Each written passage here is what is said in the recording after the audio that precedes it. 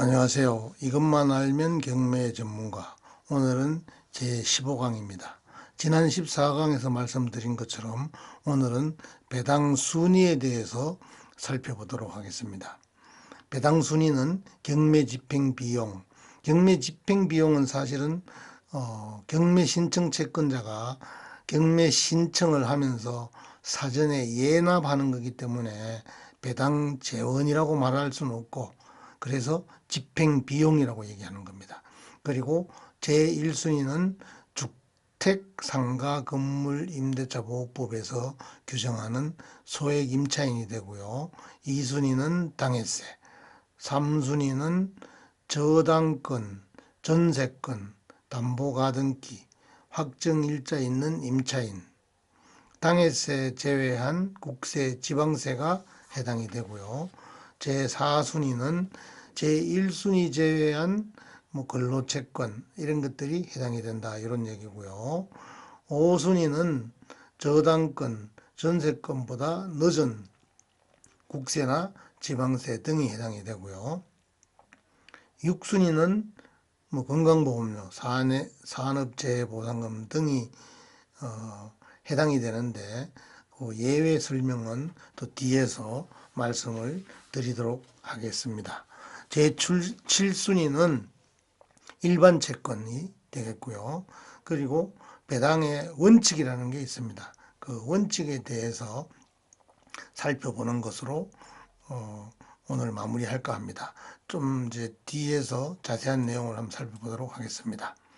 배당 순위, 경매 집행 비용. 이거는 경매 신청 시 강제 집행에 필요한 비용인데, 경매 신청 채권자가 예납하는 비용입니다. 이거는 원칙으로 따지면은 배당재단에서 경매 집행 비용을 공제한 나머지 금액이 실제 배당금이 되는 겁니다. 무슨 얘기인지 아시겠죠? 신청 채권자가 돈 낸 거니까 실제 배당금에 해당되는 건 아니다, 이런 얘기입니다. 집행 비용에는 어떤 것들이 있나 살펴보면은 인지대, 등록세라는 얘기는 경매를 받아주기로 했으면은 경매 개시 결정 등기가 등급에 올라가거든요. 거기에 따른 등록세, 교육세 이런 게 해당될 것이고요. 또 송달료, 이거는 채권자나 채무자, 기타 이해 당사자들에게 경매가 진행된다든지 할 때마다 우편물을 송달하게 되잖아요. 그 송달료를 얘기하는 겁니다. 신문 공고료, 경매한다고 경매 물건에 대한 신문 광고를 하잖아요. 그 돈을 신문 공고료라고 얘기하는 거고요.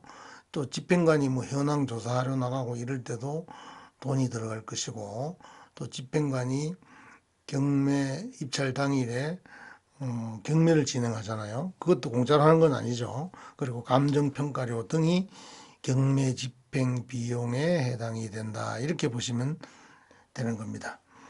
제1순위는 주택, 상가, 소액 임차인이 여기에 해당되는데, 그 자세한 내용은 뒤에 전국적으로 다 조금씩 다릅니다만은 서울의 경우를 보고서 한번 설명드리는 걸 할 것이고요.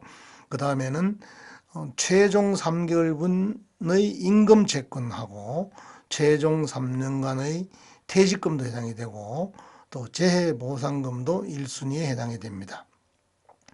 제2순위는 당해세라고 되어 있거든요. 당해세는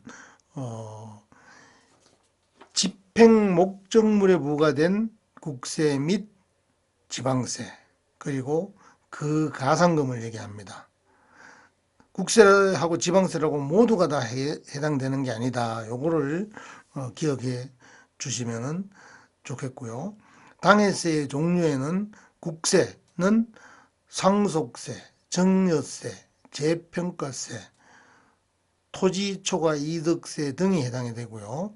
지방세에는 재산세, 종합토지세, 도시계획세, 자동차세도 해당이 된다고 되어 있고요.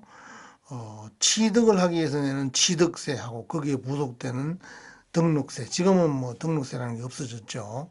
그 취득할 때는 그것은 제외가 된다 이런 얘기입니다. 취득하고 등록세는 당해세가 아니다 이렇게 생각하시면 되겠습니다. 자, 주택임대차보호법상의 서울특별시 기준으로 소액보전금, 실무에서 보통 얘기하는 거, 임차인의 보전금 중에서 일정액의 범위는 최우선 변제되도록 되어 있잖아요. 1990년 2월 19일부터는 서울특별시 같은 경우 2천만 원 이하이면서 700만 원일 때 최우선 변제가 됐고요. 1995년 10월 19일부터는 3천만 원 이하 1200만 원 이런 식으로 계속 금액이 달라져 왔습니다.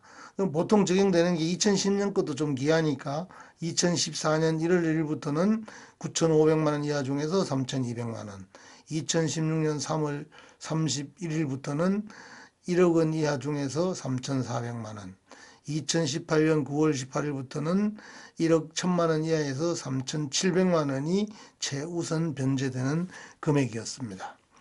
그리고 상가 건물 임대차 보호법 여기 약간 가려졌네요. 이것도 보면은 2002년에는 2억 4천만 원 이하에서 4,500만 원 중 1,350만 원. 그러니까 4,600만 원이라면 우선 변제를 못 받는다는 얘기죠. 그리고 2010년 7월 26일부터는 3억 원 이하 5천만 원 이하에 대해서 1,500만 원. 2014년 1월 1일부터는 4억 원 이하 6,500만 원 이하에서 2,200만 원. 2018년 1월 26일부터는 6억 1천만 원 이하인데 6,500만 원 이하 중에서 2,200만 원이 최우선 변제가 됩니다.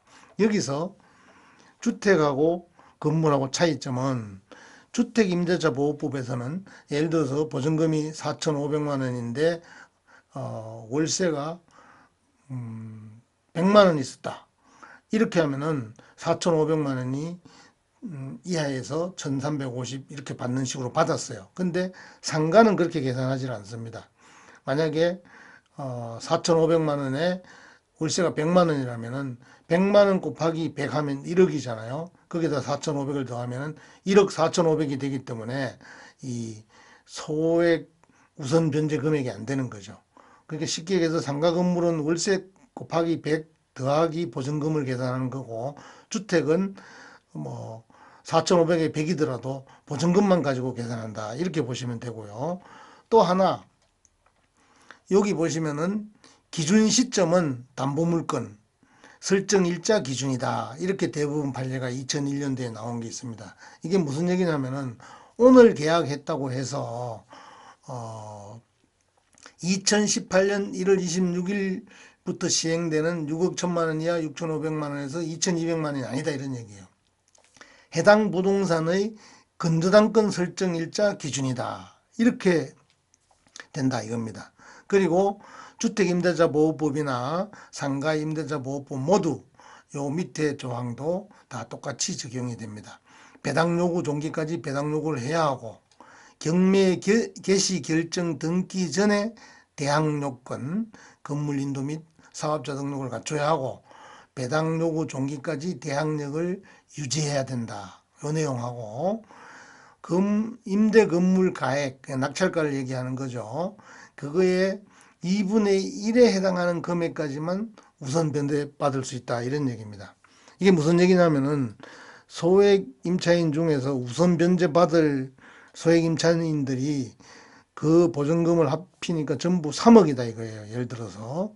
근데 낙찰가가 5억이에요. 그러면은 2억 5천까지만 배당해준다 이런 얘기입니다. 2억 5천까지만 해줄 때 3억은 2억 5천 초과되는 5천만 원이 더 있으니까 안분 배당을 해주게 됩니다. 그럼 그 5천만 원은 임차인들이 그 비율만큼 다 안분되게 못 받게 되는 결과로 나타나게 되는 겁니다.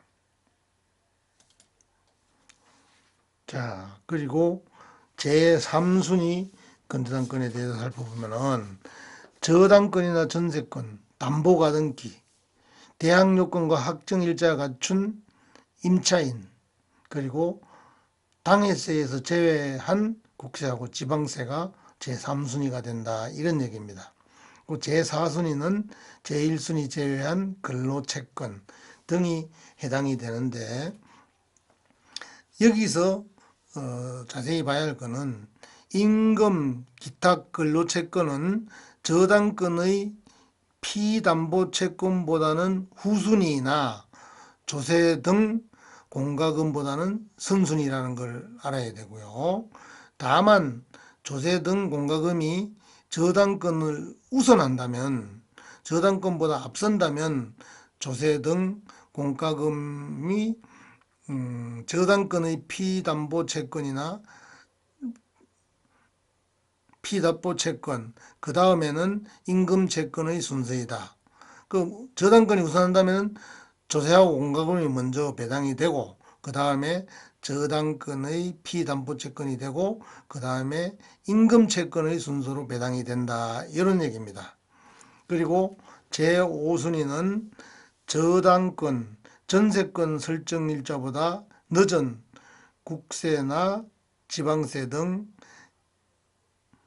포함해서 지자체의 징수금도 여기에 해당이 된다, 이런 얘기입니다.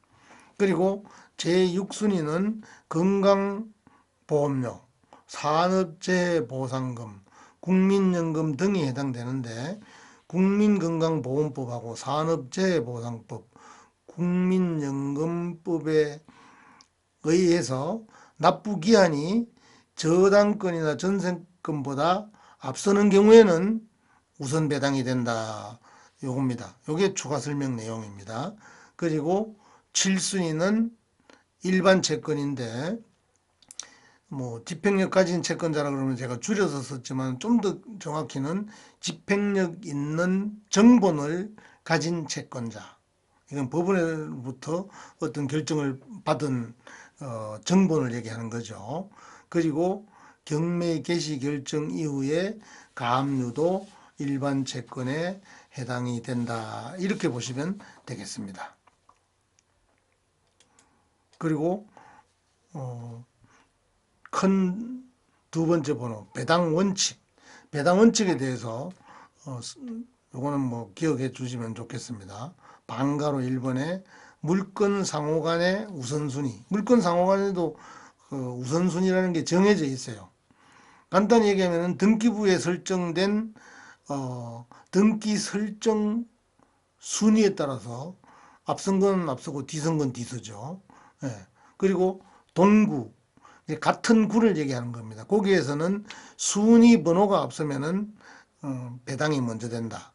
또 별구에서는 거기 보면은 그 을구나 이런 데 보면은 등기 접수할 때 접수 번호가 있거든요. 접수 번호가 앞서면 앞선다. 접수 번호가 같은 것도 있어요. 같으면은 같은 순위로 봐야 되겠죠. 그리고 가압류가 선순위인 경우, 이거는 후순위 물건 확정일자 있는 임차인과는 1차 채권액 기준으로 안분 배당을 하고요. 선순위 가압류 제외하고 2차로 물건 순위에 따라서 후순위 흡수 배당한다, 이렇게 되어 있습니다. 이거는 사실 그 NPL 투자할 때는 좀 중요한 내용이고, 일반적으로 낙찰받을 때는 아주 중요한 게 아니기 때문에 후순위 흡수에 대해서 이건 다음에 또 NPL 설명하게 될 때 좀 더 자세히 말씀을 드리는 걸로 하겠습니다. 그리고 여기에서 또 중요한 것은 전 소유자의 가압류는 배당이 안 되고 말소도 안 돼. 결국 남아있으니까 낙찰자가 인수해야 된다는 얘기죠. 현재 소유자 것인가 가압류가 과거 전 소유자의 가압류인가는 구별해서 살펴봐야 한다, 이런 얘기입니다. 이런 경우에 보통 보면은 선순위죠. 선순위 가압류일 때 특히 이걸 잘 봐야 되겠다, 이런 말씀을 드리는 겁니다. 그 조세에 대한 배당에도 그 원칙이 있습니다. 조세는 가압류보다도 항상 우선해서 배당이 됩니다. 그리고 조세의 압류 선착주의라는 말이 있는데, 이거는 뭐냐면은 동순위, 같은 순위 조세 간에는 압류등기한 조세가 교부 청구한 조세보다 우선한다. 이런 얘기입니다. 이게 압류등기한 조세가 있고, 또 하나는 배당 요구 종기일까지 교부 청구하는 조세가 있는데, 이때는 압류등기한 조세가 배당 요구 종기일까지 교부 청구한 조세보다는 우선 배당이 된다. 이런 얘기고요. 이때 조세 채권 간의 법정 기일은 필요 없다. NO 하고 제가 점을 찍어놨잖아요. 조세 채권 간의 법정 기일이 우선하는 게 아니다. 이런 얘기입니다. 오늘은 여기까지 말씀을 드렸습니다. 상담 및 답변은 전화번호 있고 이메일 주소도 있죠. 저희는 항상 대법원 경매라든지 민사집행법이라든지 각종 관련되는 법규를 기준으로 자료를 갖고 와서 말씀을 드리고 있습니다. 여기서 마치겠고요. 16강을 기대해 주시기 바랍니다. 뭐에 대해서 강의할지는 말씀을 안 드리겠습니다. 이번에는. 감사합니다.